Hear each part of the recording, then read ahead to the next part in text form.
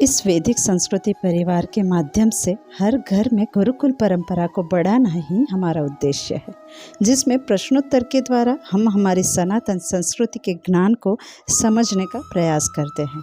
जिसमें आज का प्रश्न है, क्या बाल और नाखून वारों के अनुसार काटने चाहिए, और अगर हाँ तो क्यों, क्या कारण है इसके पीछे। चलिए आज इसके उत्तर को विस्तार से समझते हैं।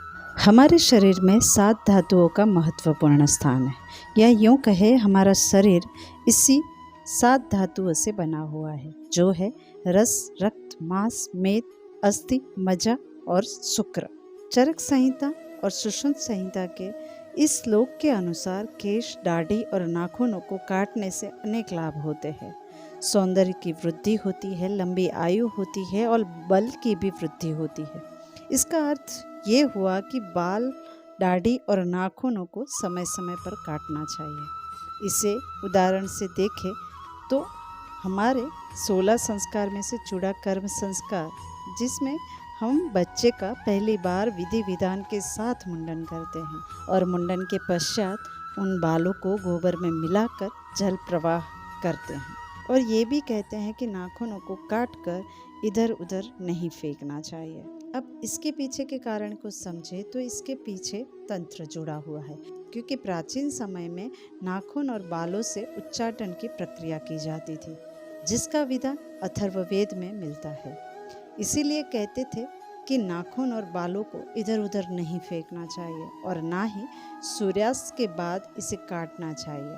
इसके पीछे और भी कारण जुड़े हुए हैं, जिसमें से एक कारण ये भी था कि उस समय लाइट की सुविधा इतनी नहीं थी और रात को उच्चाटन की प्रक्रिया ज़्यादा तीव्र गति से कार्य करती थी।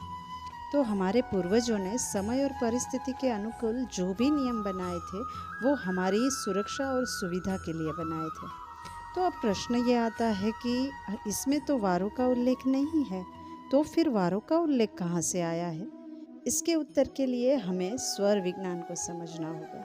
स्वर विज्ञान, जिसे शास्त्रों में शिव सर्वोदय शास्त्र कहा जाता है, जो कि एक गुप्त विद्या है जो सिर्फ हमारे ऋषि मुनि ही जानते थे।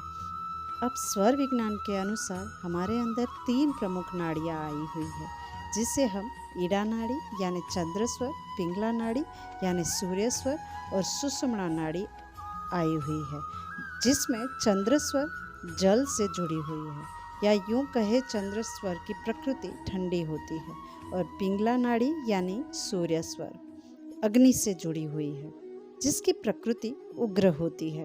अब ये तीनों नाड़ियाँ हमारे साप्ताहिक वारों के साथ भी जुड़ी हुई है, जिसमें रविवार, मंगलवार और शनिवार, ये तीनों वार को पिंगला नाड़ी एक्टिव होती है और सोम, बुध, गुरु और शुक्रवार, ये चारों दिन चंद्र स्वर एक्टिव होता है।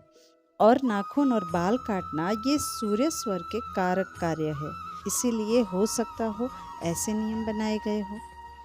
इसके सिवा पुराणों में कहीं भी ऐसा विधान नहीं मिलता है कि इस वार को बाल और नाखून काटने चाहिए और इस दिन नहीं काटने चाहिए। किंतु गृह सूत्र में ये विधान मिलता है कि पूर्णिमा, अमावस्या, अष्टमी, एकादशी, चतुर्दशी को बाल, नाखून नहीं काटने चाहिए। और नारद पुराण के अनुसार बालों में या शरीर पर तेल कौन से वार को लगाना लाभदायी होता है, ये वर्णन देखने को मिलता है। अब ये तो हुई शास्त्रों की बातें जो हमने समझी, तो फिर अब प्रश्न ये आता है कि हमें क्या करना चाहिए। तो शास्त्र हमेशा श्रद्धा की बात करते हैं, विश्वास की बात करते हैं। शास्त्र कहीं पर भी डराते नहीं हैं, जबरदस्ती नहीं करते हैं। शास्त्र हमें नियमों में रहना सिखाते हैं। जीवन में अनुशासन का होना भी आवश्यक होता है, जो हमें सही दिशा देता है। शास्त्र बस यही करते हैं। इसीलिए शास्त्र के विज्ञान को समझिए और अपनी श्रद्धा को बढ़ाइए, क्योंकि तभी तो अंधश्रद्धा दूर होगी। इसीलिए बिना संकोच अपनी शंका का समाधान करते रहिए। धन्यवाद। अस्तु।